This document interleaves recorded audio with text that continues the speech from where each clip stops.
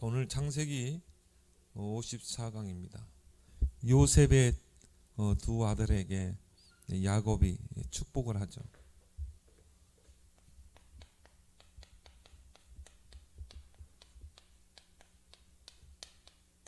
야곱의 손자겠죠. 이 두 아들에게 축복을 하는 장면.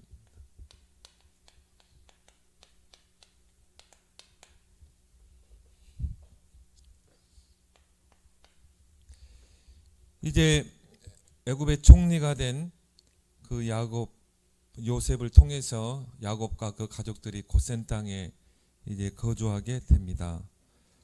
그런데 이제 그 고센 땅에 거주하면서 이제 야곱의 이 나이가 이제 많이 들어서 그 노안으로 인해서 이제 병이 든 거예요. 그래서 이제 거기에 이제 요셉이 알고 그 아들들을 데리고 그 아버지께로 가죠. 그 축복을 또 받기 위해서요. 그래서 야곱이 이제 나이가 들어서 노환, 그리고 몸에는 이제 병이 들게 됩니다. 여기 이제 요셉이 이 병문안을 가게 됩니다.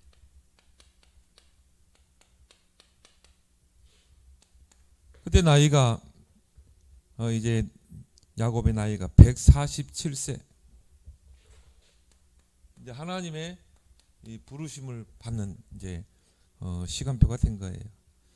그래서 하나님이 야곱이라는 그 한 개인을 부르시고 그 태중에서부터 하나님의 계획이 있는 자 아닙니까? 결국은 둘째가 이 형의 발꿈치를 잡고 나오리라.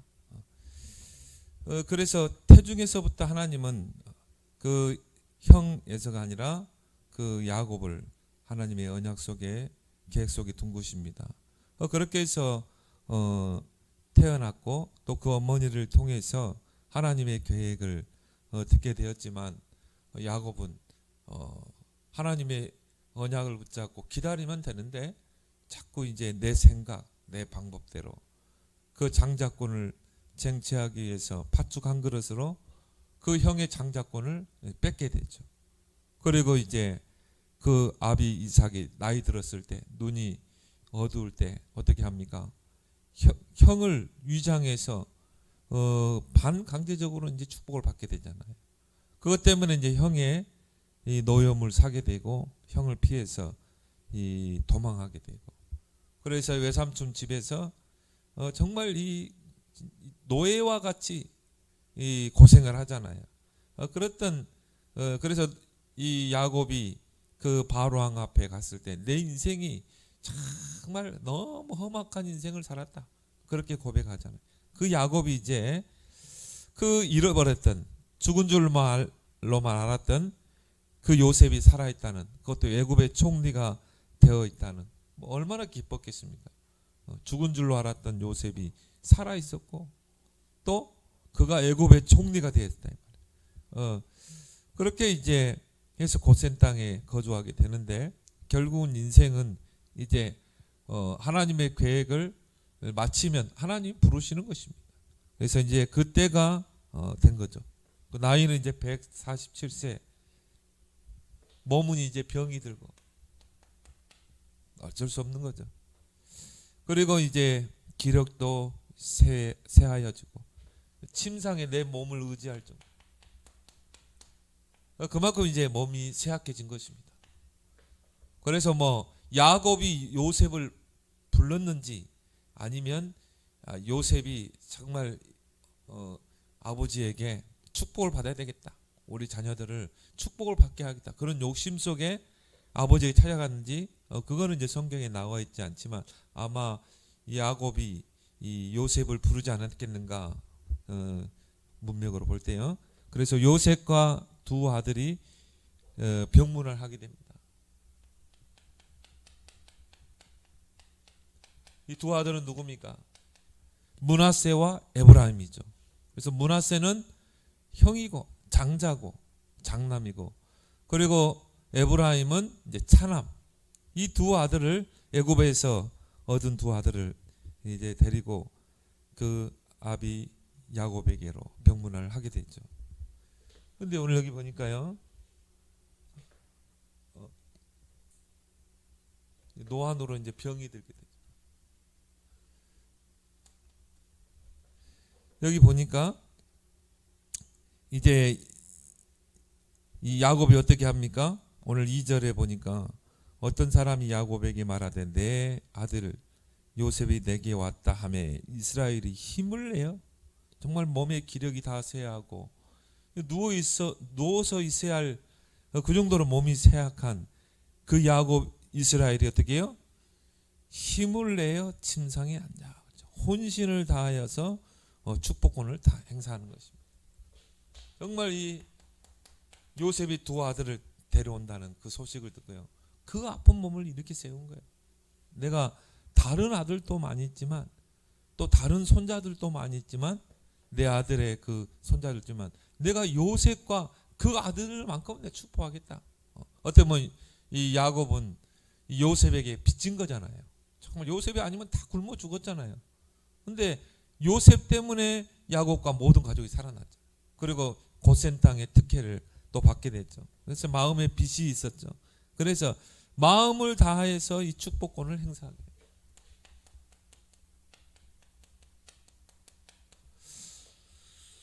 그렇게 해서 이제 뭡니까? 이 야곱의 지난 세월을 회고하게 되죠.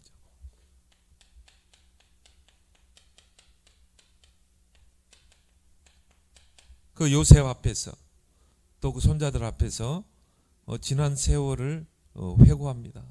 그래서 뭡니까? 정말 형을 피해서 이 도망할 때 그때 회상. 그래서 외삼촌 집으로 이제 도망을 하다가 창세기 28장에 보면 이제 베델에서 돌베개를 베고 자다가 거기서 누구를 만납니까? 하나님을 체험하게 되죠. 꿈을 통해서 어마어마한 하나님의 은혜를 체험하게 됩니다. 그래서 야곱이 정말 은혜 받던 장소 아닙니까? 베델. 거기에서 이 환상 중에 이 사다리가 땅에서부터 하늘로 솟았고 그 위에 천사들이 오르락내리락. 그럼 뭘 말하죠? 하나님께서 천사들을 통해서 야곱을 보호하고 인도하고 계셨다는 것입니다. 그 사다리에서 하나님의 음성이 들리죠. 내가 너와 함께 하겠다. 내가 이 언약을 이루기까지 너를 결코 떠나지 않겠다. 하나님의 큰 이 은혜를 읽게 되죠. 오늘 그런데 여기 3절에 보니까 요셉에게 이르되 이전에 가나안 땅 루스에서 전능하신 하나님이 내게 나타나 복을 주시며, 여기서 루스는 뭡니까? 바로 이 베델의 옛 지명이죠. 베델에서 이 야곱이 하나님의 큰 은혜를 받게 되죠. 그래서 뭡니까? 그 잠에서 깨서 이 베고 있던 돌베개를 세워서 거기에 기름을 붓고, 그리고 뭡니까? 하나님 앞에 소원을 하죠. 내가 모든 하나님이 내게 계획하신 모든 것을 이루고 내가 이 자리에 오면은 내가 10분의 1을 하나님께 드리겠습니다. 이렇게 소원을 했던 야곱이 정말 은혜 받았던 그 장소가 있었죠. 그때는 이제 회상하는 거죠. 그렇게 해서 이제 그 외삼촌 집에 가서 무려 21년 동안은 그 외삼촌을 위해서 정말 어떻게 보면 라헬을 위해서 라헬을 아내로 취하게 해서 21년 동안을 한마디로 노예와 같이 봉사했거든요. 아무 보수를 받지 않고. 그렇게 해서 하나님이 결국 이 야곱에게 은혜를 베푸셔서 이제 이 큰 재산을 이끌고 또 그 외삼촌 집에서 얻은 아내들과 자녀들을 이끌고 이제 나오게 됩니다. 그래서 가나안 땅으로 돌아왔을 때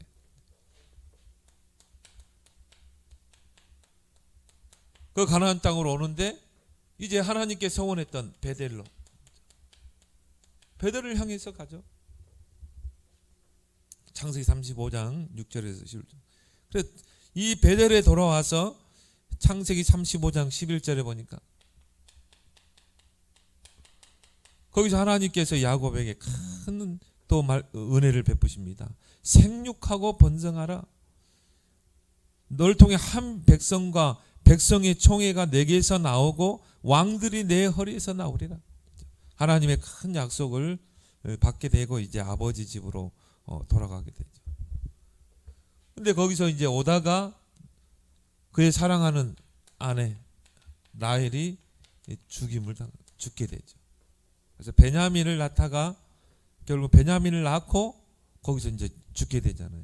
이제 그런 것들을 오늘 7절에도 고백하죠. 내게 대하여는 내가 이전에 바탄에서 올 때에 라헬이 나를 따르는 도중 가나안 땅에서 죽었는데 그것은 에브라까지 길이 아직도 먼 것이라. 내가 거기서 그를 에브랏 길에 장사였느니라. 에브랏은 곧 베들레헴이라. 베들레헴에 이제 그 아내를 거기다 묻게 되죠. 그래서 결국 이제 베냐민까지 해서 12지파죠. 12아들이죠. 12아들을 데리고 그 아버지 집으로 가게 됩니다. 이 12아들이 결국 뭡니까? 이제 이스라엘의 12지파가 되는 거죠. 물론 뭐 우여곡절이 있었잖아요. 라헬을 뭐 아내로 취하기 위해서 봉사했는데 애삼촌이 속여서 레아와 또 결혼하게 되고, 근데 레아는 뭐 자녀들 많이 낳은데 또 라헬은 또 불임이라. 그러다 보니까 또 몸종에게 들어가서 또 자식을 낳고, 그런 뭔가 시기 질투 뭐 그런 가운데서 일단 12아들을 낳았는데 하나님은 그런 것들을 합력해서 선을 이룬 줄 믿습니다. 하나님 그런 것들 뭐 우리가 볼 때는요, 야, 뭐 저렇게 할 수 있나?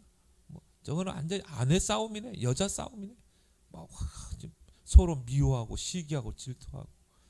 근데요, 우리 기준으로 봐서 그렇지 하나님 그걸 통해서라도 하나님의 계획을 이룹니다.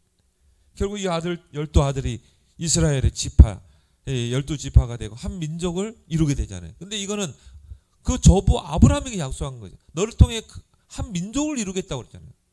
그래서 천하 만민이 복을 얻게 하겠다고. 그 아브라함에게 주셨던 또 그 이삭에게 전달됐던 그 언약을 하나님이 이루시는 것입니다. 그렇게 해서 이제 뭡니까?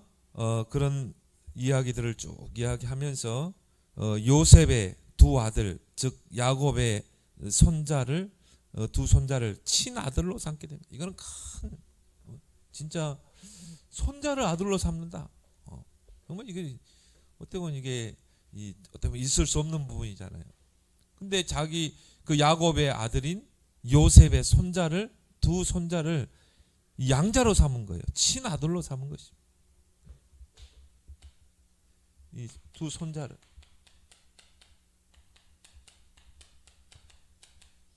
그러니까 르벤, 뭐 시몬 그런 아들들 속에 이 두 손자를 집어넣었다니까요.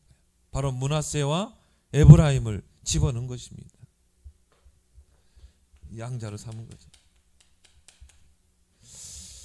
그러면 우리가 왜 야곱은 그 요셉, 물론 뭐 요셉에게는 마음의 빚이 있었고 요셉 때문에 다 가족이 살아났잖아요. 그런데 굳이 그렇게까지 할 수 있었는가?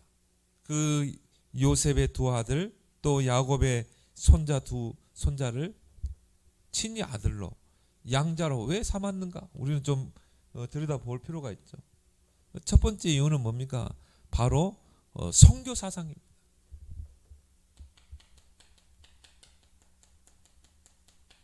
하나님 분명히 말씀했거든요. 너를 통해 천하 만민이 복을 얻게 할 것이다.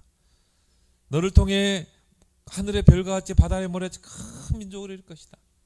하나님께서 이스라엘 백성을 통해서 이방 나라의 복음화, 세계 복음화를 이루겠다고 분명히 약속했거든요. 그러니까 하나님이 아브라함과 맺은 언약 속에는 바로 선교 사상이 있는 것입니다. 그래서 이 요셉의 두 아들은 이 순수한 이스라엘의 혈통이 아니에요. 왜냐하면 그 요셉이 애굽의 보디베라의 딸을 아내로 삼았잖아요. 바로 이 온 제사장 태양신을 섬기는 그 제사장의 딸을 아내로 삼았거든요. 그것도 뭡니까? 바로왕이 중매를 시켰다니까요. 바로왕이 중매를 해서 그 온 제사장 보디베라의 딸과 결혼한 것입니다. 그러면 두 아들에게는 이방인의 혈통이 흐른 거예요. 근데 이스라엘은 그 전까지 뭡니까? 순수한 이스라엘 혈통이거든요. 그래서 결혼할 때도 어떻게 했어요?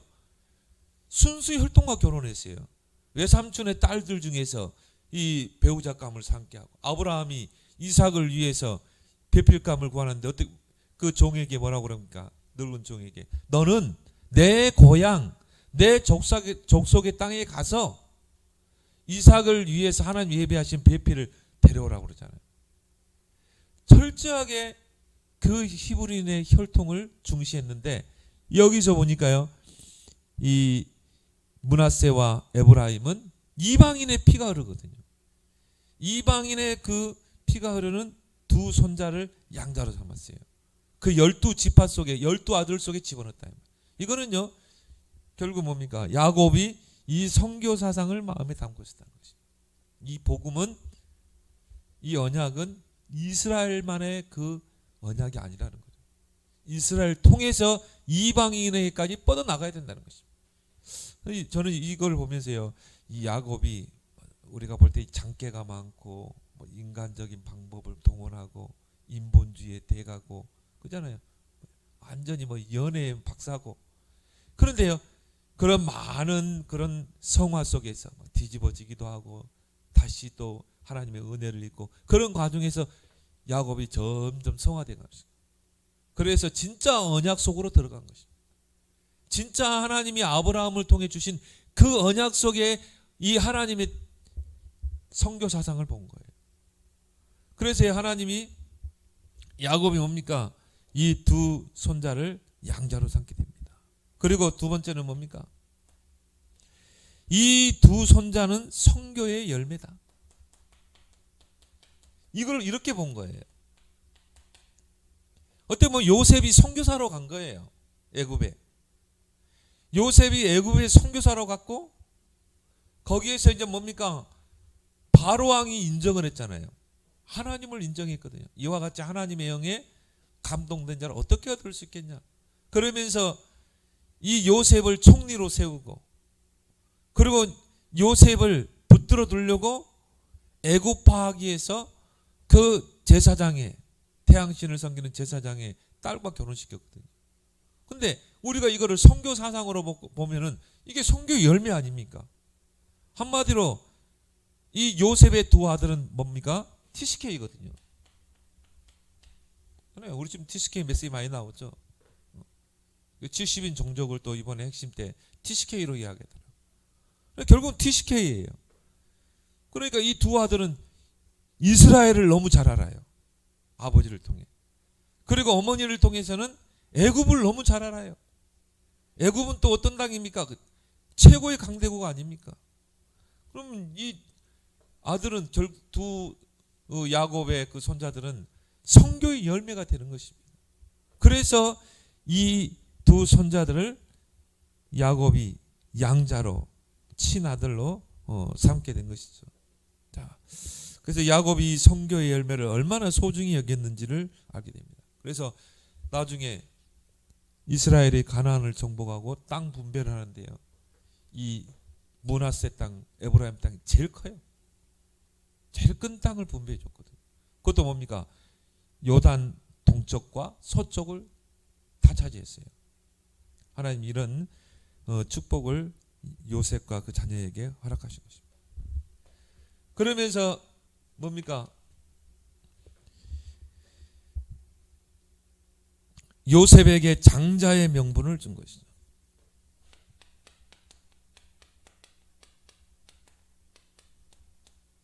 오늘 5절에 보면 그런 부분이 나와 있습니다. 내가 애굽에서 와서 내게 이르기 전에 애굽에서 내가 낳은 두 아들 에브라임과 므낫세는 내 것이라. 르벤과 시므온처럼 내 것이 될 것이요. 그렇죠. 그래서 이 에브라임과 므낫세는 네가 낳은 두 아들은 내 것이다 이 말이죠. 네 것이 아니야. 이건 내 것이야. 그 말은 내 아들 중에 르벤, 이 시므온 그 아들 속에 있는 내 것이라는 것입니다. 그리고 그 나머지 소생, 그들 후의 소생, 그러니까 아마 요셉이 에브라임과 므낫세만 낳은 게 아니라 또 다른 자녀들이 있었던 것 같아요. 그래서 그들 후에 내 소성은 바로 네 것이 되고 이 두 아들은 내 것이 될 것이고 그렇게 이야기를 하게 되죠. 그리고 그들의 유산은 그들의 형의 이름으로 함께 받으리라. 형들이 유산으로 받는 것처럼 이 두 손자들도 똑같이 유산을 받을 것이다. 그래서 결국은 이 야곱의 장자는 누굽니까? 르우벤이죠. 그런데 야곱이 요셉을 장자의 명분을 준 것입니다. 장자의 대를 속에 집어넣어 준 거예요. 근데 성경에 보니까 르우벤은 결국은 그 비라와 간통을 하게 되죠. 그래서 결국은 장자의 축복을 놓치게 된 것입니다. 그래서 역대상 그런 부분이 이제 역대상에 보면 나오죠. 5장 1절에서 2절에 보면 르우벤은 장자라도 그의 아버지의 침상을 더럽혔으므로 장자의 명분을 하나님 뺏어버린 것입니다. 장자의 명분이 누구에게 돌아갔어요? 요셉의 자손에게로 돌아갔다. 실제적으로 이 요셉이 장자의 명분을 받은 거예요. 그래서 두 몫을 받게 됐잖아요. 두 아들이 두 땅을 차지하거든요. 므낫세도 땅을 차지하고 에브라임도 차지하게 돼요. 장자에게는 두 몫을 주잖아요. 요셉에게는 두 몫을 준 것입니다. 장자의 명분은 누구에게 있다? 요셉에게 있느니라. 역대상 5장 1절 2절 보죠. 그래서 족보에는 르우벤을 장자로 기록하고 있어요. 족보에는 르우벤을 장자로 기록하였으나 사실상 이 장자의 명분은 누굽니까? 요셉에게 주어진 것입니다. 이 요셉에게 장자의 명분이 주어진 거예요. 그래서 이 창세기 48장 22절에 보니까요.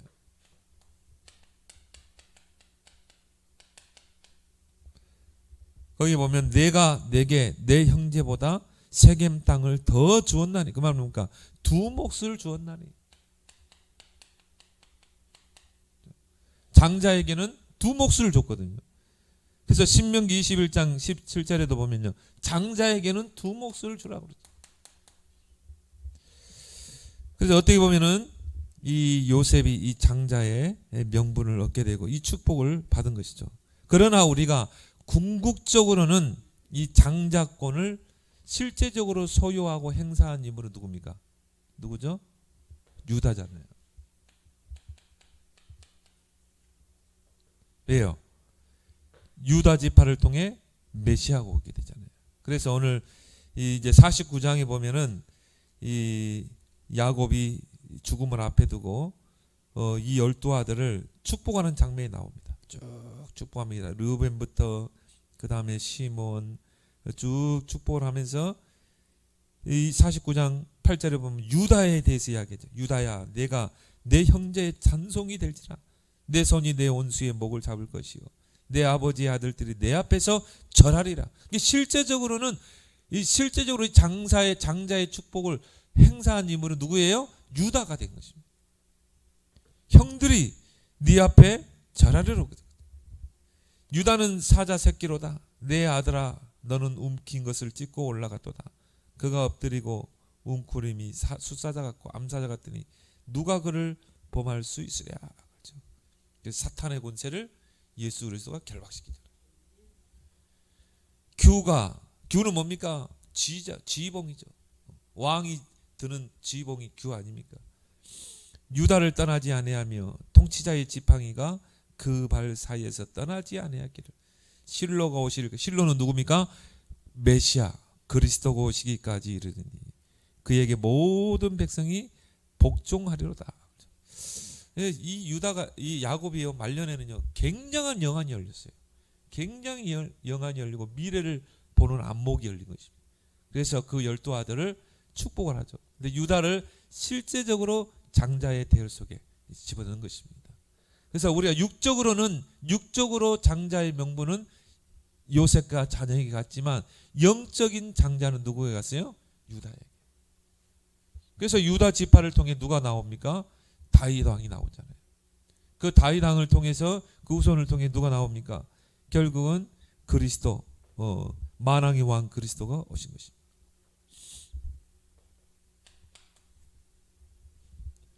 그래서 야곱의 손자이지만 이 손자들을 아들 격으로 상승시켜서 이스라엘 12지파의 반열에 참여시키겠다는 이 야곱의 의도를 우리가 여기서 엿볼 수가 있죠. 그러면 자, 결국 두 명을 이 야곱의 아들 속에 집어넣으면 몇 명이 됩니까? 13아들이 되잖아요. 그죠? 두 아들이 더 들어왔으니까. 뭐 13아들이라는 말이에요. 요셉은 빠졌다 할지라도. 요셉이 들어가는데 요셉이 빠지고 두 아들을, 이 두 손자를 아들로 집어넣었잖아요. 13아들인데 하나님은요 이 12지파가 되게 해야 되거든요. 근데 왜 여기는 그러면 13지파가 돼야 되잖아요. 근데 성경에 보면은 레위 지파는 제사장 지파입니다. 레위 지파에게는 따로 땅을 분기서 주지 않았어요. 하나님이 바로 분기시기 때문에. 그래서 이 땅을 분배할 때 이 레위 지파들은 5지역에 다른 지파 안에서 레위 지파의 땅을 줬어요. 그래서 뭐 므낫세 지파 안에 레위 지파, 또 시므온 지파 안에 레위 지파 땅이 있었거든요. 그래서 그 지파들이 11조를 줘서 그거 가지고 생활했거든요. 지금도 마찬가지입니다. 그때 영적인 레위 지파는 목회자라고 그러죠. 여러분이 11조 하는 이유가 그겁니다. 그걸 통해 우리가 정말 교회를 세워나가고 또 우리가 선교하고 그리고 목회자 가정을요 세워야 돼요. 여러분이 헌금하는 의미가 거기 있는 것입니다. 그래서 결국 레위 지파는 하나님이 분기시기 때문에 빠지고, 그럼 어떻게 돼요? 딱 12아들 12지파가 형성하게 됩니다. 맞게 됐죠. 12지파가 이제 완성이 되는 것입니다.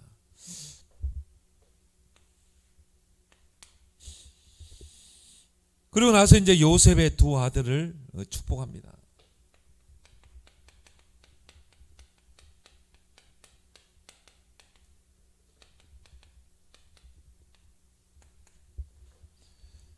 근데 야곱은 나이가 노안으로 인해서 눈이 많이 어두웠어요. 그래서 오늘 10절에도 보면은 이 우리 8절부터 보니까 이스라엘의 요셉의 아들들을 보고 이르되 이들은 누구냐? 요셉이 그의 아버지에게 아뢰되 이는 하나님이 여기서 내게 주신 아들들이니이다. 아버지가 이르되 그들을 데리고 내 앞으로 오라.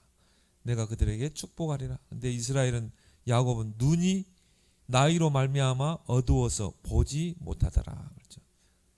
그래서 요셉이 두 아들을 이끌어 아버지 앞에 무릎 사이로 이제 나가게 하고 그들을 이제 야곱이 축복을 하게 되죠. 근데 눈이 어두웠어요. 그게 뭐 두 손자들의 얼굴을 잘 모르겠죠. 육적인 눈이 어두웠습니다. 근데 여기서 우리가 좀 짚어볼 부분은 야곱의 아버지 이삭도 말년에 눈이 어두웠거든요. 그래서 이삭도 이제 자녀들을 이 나이가 들고 이제 죽을 때가 되니까 축복을 해야 되잖아요. 근데 이삭은 육의 눈이 어두운데 영적인 눈까지 어두웠던 것 같아요. 그래서 야곱이 그 어머니와 리브가와 함께 막 작전을 짜잖아요. 그래서 그 형이 털이 많으니까 양의 털을 이 어깨에다가 붙이고, 그리고 형이 입고 있던 옷을 입히고, 또 형이 잘 만드는 별미를 엄마가 잘 알 거 아니에요. 리브가가 만들어서 야곱의 손에 들려서 누구에게? 그 이삭에게로 가져가요. 그리고 목소리도 형의 목소리를 내게 하고. 근데 뭐 이삭이 눈을 감고 보는데요, 목소리가 좀 이상한 거라. 뭐 왜 목소리가 그러냐? 이제 좀 몸이 안 좋아서 감기가 들어서 목소리를 했다고. 이제 확인해 보죠. 팔도 만져보고 털이 많고, 또 이제 냄새를 맡아보니까 그 아들의 향취가 나고, 그리고 음식을 먹어보니까 평상시에 그 아들, 큰아들이 예서가 만드는 그 음식이라 이 말이에요. 그래서요 그걸 먹고 결국 큰아들인 줄 알고 축복을 하잖아요. 그러니까 이삭은 말년에 육적으로도 눈이 어둡고 영적으로도 눈이 어두웠어요. 근데 여러분, 눈이 어두워도 영적인 눈이 밝은 사람이 있거든요. 우리가 크로스베 같은 인물들 보면, 그죠? 영적으로 눈이 밝은 사람이. 근데 야곱도 말년에 눈이 어두웠어요. 그런데 야곱은 영적인 눈은 밝았어요. 그래서 이제 오늘 여기 보면은 이 창세기 27장 1절에 보니까 이삭도 눈이 어두웠고, 야곱도 이삭처럼 눈이 어두웠지만 야곱의 영안은 결코 어두웠지 않았다. 오늘 이제 우리가 아까 읽었던 부분이죠. 그래서 요셉이 두 손자를 야곱의 무릎 사이에 이렇게 두게 됩니다. 12절에. 그래서 이제 요셉이 이 야곱의 왼쪽에 에브라임을 앉히고, 이쪽에는 차남을 앉혔죠. 에브라임을 앉히고, 그리고 오른쪽에는 요셉의 오른쪽에는, 야곱의 오른쪽에는 누구를 앉혔습니까? 므낫세를 앉히죠. 자, 왼쪽에는 차남인 에브라임, 그리고 오른쪽에는 이 장남인 므낫세를 앉혔거든요. 그래서 오른손은 뭡니까? 권능을 뜻하거든요. 능력, 권능, 이게 오른손이. 그러니까 성경에 보면 내가 능함 오른팔로 너를 붙들리라 그랬잖아요. 하나님이 오른팔로 너를 붙들리라. 그 말은 오른손에는 뭐가 있어요? 이 능력이 있다 이 말. 권세가 있고. 그래서 요셉은 당연히 그 아들들을, 장자인 므낫세를 야곱의 오른편에 앉히고, 그리고 차남인 에브라임을 왼편에 앉혔어요. 그렇게 해서 이 므낫세에게 장자의 축복을 내리도록. 그랬는데요, 요셉은, 이 야곱은 손자들이 어디 있는지 모르잖아요. 므낫세가 여기 있는지 여기 있는지. 근데 이제 요셉이 이야기했겠죠. 이쪽은 므낫세고 아버님 지금 뭐 오른손 있는 쪽에는 므낫세입니다. 큰아들입니다. 그리고 왼쪽에 있는 아들은, 손자는 바로 에브라임입니다. 이렇게 이야기했겠죠. 근데 야곱이 어떻게 했어요? 손을 엇갈린 것입니다. 손을 엇갈려서 축복이 있거든요. 그래서 오늘 보니까 오늘 12절 한번 봅시다. 12절에 보니까 요셉이 아버지의 무릎 사이에서 두 아들을 물러가게 하고 땅에 엎드려 절하고, 오른손으로는 에브라임을, 이스라엘의 왼쪽을 향하게 하고, 왼손으로는 므낫세를, 이스라엘의 오른손을 향하게 하여 이끌어 그에게 가까이 나가매. 이스라엘이, 야곱이 어떻게 했습니까? 오른손을 펴서 차남 에브라임의 머리에 얹고, 왼손을 펴서 므낫세의 머리, 바꿔서 엇갈려서 손을 얹는 것입니다. 므낫세는 장자라도 팔을 엇바꾸어 얹었더라. 그래서 야곱이 손을 엇바꾸어서 머리에 얹고 축복했다. 근데 이게 실수로 그런 게 아니라 이 말이죠. 먼 미래를 보고 그렇게 한 것입니다.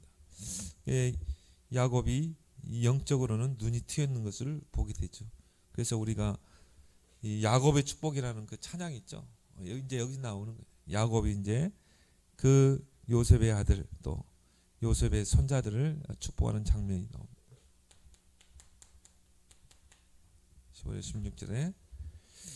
그래서 15절에 보니까 그가 요셉을 위하여 축복하여 이르되, 내 조부 아브라함과 아버지 이삭이 섬기는 하나님, 나의 출생으로부터 지금까지 나를 기르신 하나님, 곧 누굽니까? 언약의 하나님이죠.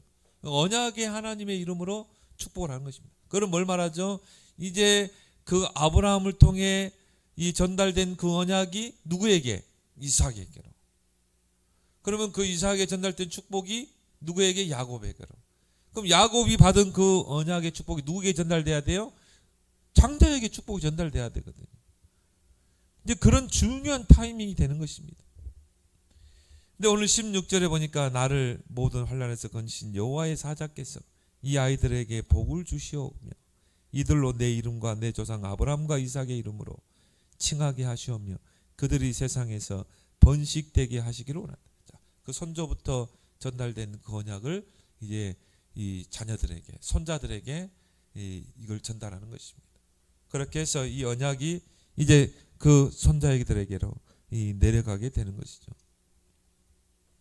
그래서 여러분, 성도 여러분이 바로 언약 백성이요, 여러분에게 이런 축복권이 있는 줄 믿습니다. 우리도 아브라함과 같이, 이 야곱과 같이 이런 축복권이 있어요. 왜? 우리도 아브라함의 후예이기 때문에. 어떤 면에서 보면 아브라함에게 주어진 언약이 이제 이삭과 야곱과 또 그 이 자녀들을 통해서 쭉 전달되고 저와 여러분에게까지 그 축복이 전달되는 줄 믿습니다. 여러분이 복의 근원이에요. 믿습니까? 성경이 내 말이 아니라 성경이 나왔어요. 아브라함에게 약속하신 그 축복이 우리에게 똑같이 와 있다고 그랬어요. 그럼 여러분이 바로 언약 백성 아닙니까? 여러분을 통해 하나님 큰 민족을 이루겠다는 것입니다. 그리고 이제 여러분이 받은 언약을 여러분 자녀에게 축복해야 돼요. 마음껏 언약을 축복하고. 그래서 너는 언약 백성이야. 너는 하나님의 축복의 자녀야. 예세야, 너는 언약 백성이야. 하나님이 엄마가 붙잡은 그 언약, 엄마 아빠가 붙잡은 언약을 너에게 전달하기를 원해. 너는 복의 근원이야. 너를 축복하는 자 축복하고 너를 저주하는 자 저주한다고 그랬어. 너에게 언약적이고 근원적이고 대표적인 기념비적인 불강력적인 축복이 너에게 임해 있는 거야. 축복하기 바랍니다. 엄마 무슨 소리해? 그래도 계속 축복해야 돼. 알려줘. 너는 보통 사람이 아니야. 너는 하나님의 언약 속에 있는 자야. 그럼 뭡니까? 손자 손녀에게 축복해야 돼요. 화날 일 있어도 참고 하라 이 말이에요. 여러분, 여러분에게 축복 있잖아요. 여러분 자녀이 저주하면 저주가 간다니까. 축복을 해줘야 돼. 손자 손녀에게 축복해야 돼. 이 세계 복음할로마, 이 복의 근원아, 복의 근원 이 성원아, 축복 많이 하기 바랍니다. 화가 여기까지 침이 올라야 돼요. 축복해야 돼. 축복. 여러분 축복권 있다니까.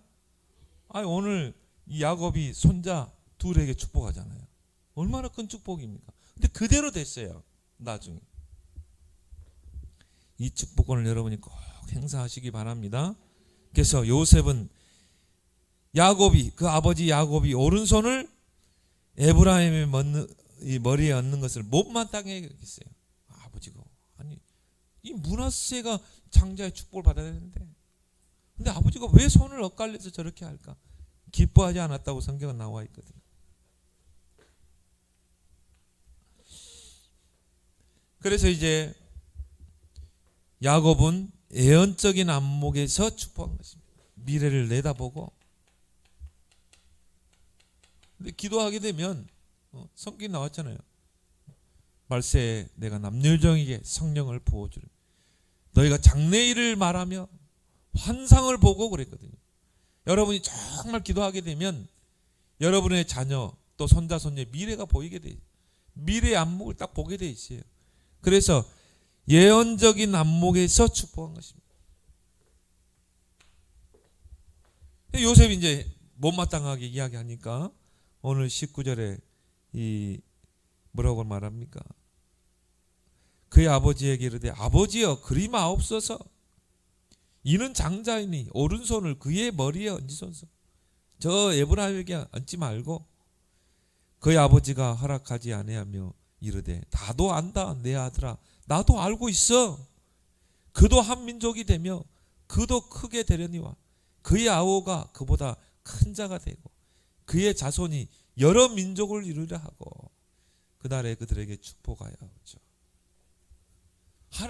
이 야곱도 알고 있었다 이 말이에요. 그런데 뭡니까? 하나님의 계획을 알려야 되잖아요. 하나님의 계획은 누구에게 있어요? 므낫세에게 그 장자의 축복이 있는 것입니다.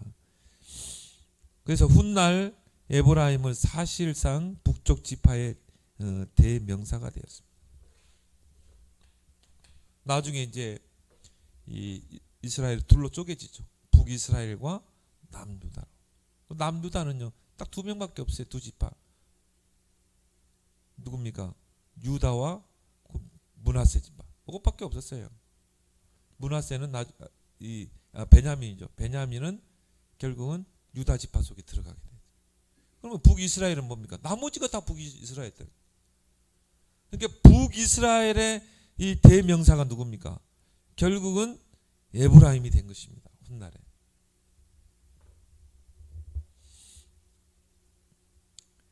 그래서 에브라임 지파에서 여호수아 같은 그런 지도자들을 배출하게 됩니다.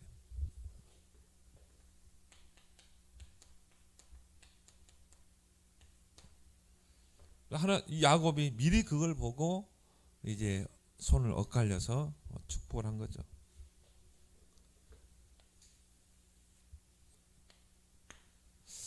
그래서요, 우리가 여기에서 오늘 이 48장에서 좀 교훈 삼을 부분이 뭡니까? 하나님의 길은 우리의 길과 다르다.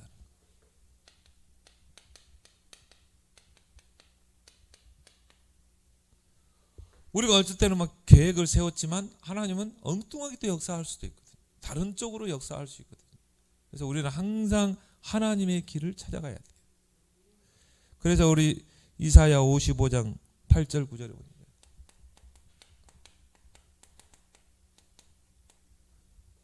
거기 보면 내 생각이 너희의 생각과 다르며 내 길은 너희의 길과 다름이라. 이는 하늘이 땅보다 높음 같이 내 길은 너희의 길보다 높으며 내 생각은 너희 생각보다 높으냐. 우리는 항상 하나님의 길이 뭔가, 하나님의 생각이 뭔가, 하나님의 뜻과 계획이 뭔가 항상 질문해야 될 줄 믿습니다. 그렇죠?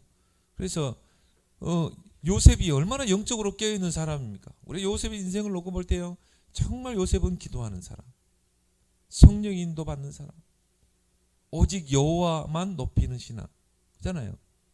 그런데 요셉은 당연히 얼마나 므낫세를 놓고 기도했겠습니까? 므낫세가 장자야. 이 언약의 바톤이 므낫세에게 전달돼서 후대에게 전달될 거야. 그리고 이제 그 아버지 야곱 앞에 그 아버지의 오른쪽에 누구를 므낫세로 앉혔거든요. 그런데요, 그 아버지 야곱은 전혀 다르게 엇갈려가지고 에브라임 그 차남에게 장자의 축복을 내려버렸거든요. 근데 요셉은 거기에 대해서 뭔가 불만이 있었던 것입니다. 아버지 실수하신 것입니다. 다시 므낫세에게 장자의 축복을 주세요. 근데 나도 안다. 아들아 나도 알고 있다. 근데 하나님의 계획은 누구에게 있다? 에브라임에게 있다. 우리가 이런 부분을 잘 볼 수 있어야 됩니다.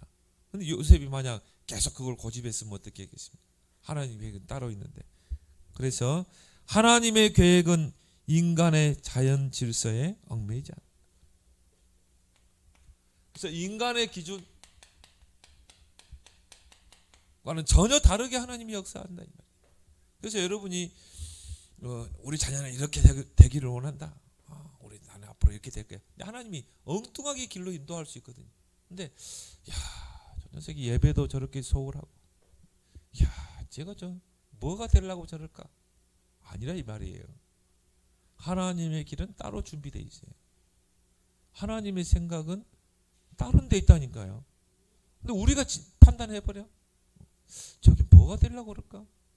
우리 스스로 고민하고 그러거든요. 우리 스스로 근심하거든요. 여러분이 할 거는 뭡니까? 부지런히 언약을 전달하는 것입니다. 렘넌트의 정체성을 심어주는 것입니다. 너는 전혀 언약 백성이야. 너는 하나님이 함께하는 백성이야. 자꾸 정체성을 심어주고 자꾸 힘주고. 그래서 우리 아이들이 이제 서갈 수 있도록 우리는 기도의 배경이 되어줘야 될 줄 믿습니다.